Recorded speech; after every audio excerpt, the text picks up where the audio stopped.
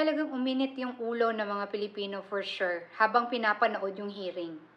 Buti na lang, meron akong event ngayon kaya hindi ko tinapos. Talagang sinadya ko na hindi tapusin kasi useless. From their mouth, sinasabi nila na hindi nila kailangan ng santo. All they need is a witness. Pwede ba naming isipin na kahit sino, basta magsasabi against the Dutertes, kinukuha nyo? For what? Para sa ano ba? Para kanino ba tong impeachment na to? Sinasabi nyo para sa Pilipino? Hello? Hindi nyo ba nakikita? Hindi gusto ng mga Pilipino ang impeachment na to. Ang gusto ng mga Pilipino sa Pilipinas, bumaba ang presyo kasi hirap na hirap na hirap na ang mga Pilipino. Alam nyo, nasusuka ang mga Pilipino habang pinapanood kayo at sinasabi ninyo na mahal namin ang Pilipinas at ginagawa namin to para sa mga Pilipino. You're not. You're doing this para sa sarili ninyong mga kapakanan. Baka nga siguro, totoo yung mga sinasabi nila na takot kayo na bumalik sa pwesto ang mga Duterte kasi pwedeng isa sa inyo ang managot sa lahat ng mga nangyayari ngayon sa Pilipinas. Imagine nyo, trilyon ang halaga na nawawala sa korupsyon. Sabi nga ni Mayor Baste, di ba, it's too much. Ano bang gusto nyong rice? Yung 200 to 300, 500, 1,000 per kilo? Ano yung gusto nyong steak? Yung 10,000 yung hiwa? Hindi nyo ba naisip? Lahat ng mga kinakain ninyo, dun din yung punta. At kahit pag gaano kasarap yung kinakain ninyo, meron din kayong pagpupuntahan. You only have one life to live.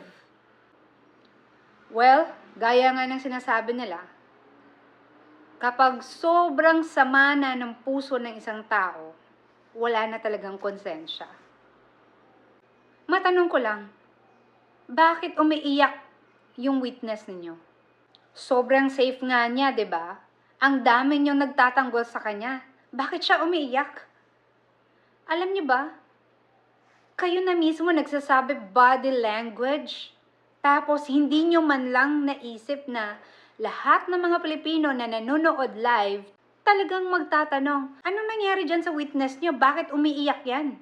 Pinilit niyo ba yan? Kasi 'di ba? Parang bata lang, it's a natural reaction kapag nasasaktan ka, umiiyak ka. And yet, sobrang lakas ng tama ng mga politiko dyan sa Pilipinas na sabihin para sa Pilipino.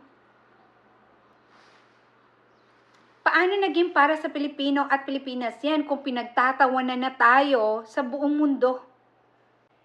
Di ba nga, kalat na sa social media na marami nang ayaw mag-invest sa Pilipinas kasi they don't feel safe in the Philippines.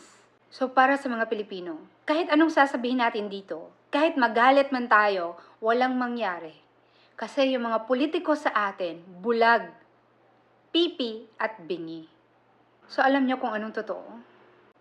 Lutang at sobrang lakas ng tama ng posisyon sa lahat ng mga politiko ngayon na ginagawa itong impeachment na to para lang mawala sa mundo itong mga Duterte. And kailan pa naging basehan ng malusog na pangangatawan ang jumping jacks? Kailan pa?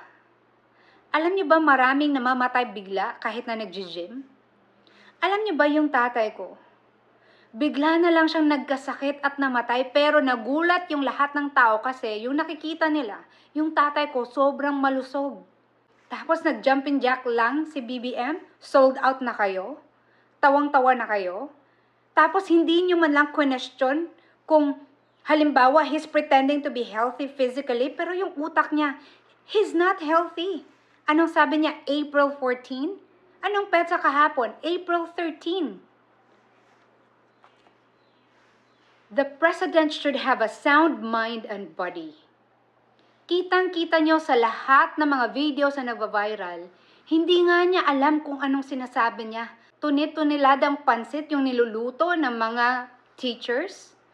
Namatay yung caregiver, nabuhay yung caregiver. Iilan lang yan na magpapatunay na he's not in a sound mind. Pero bakit hindi nyo pa rin kine-question yung presidente ngayon? Bakit? Is it about the maleta? Pero yung panahon ni Duterte, anong ginagawa ng media? Konting bagay lang kine-question nyo na. Hindi nyo lang nakita si Duterte, binibigyan nyo na ng meaning at marami na kayong fake news sa social media. How about now kay BBM? Bakit napaka-unfair nyo? Nasaan na yung mga kakampings? Nasaan na yung mga dilawan? Na sold out na rin ba kayo?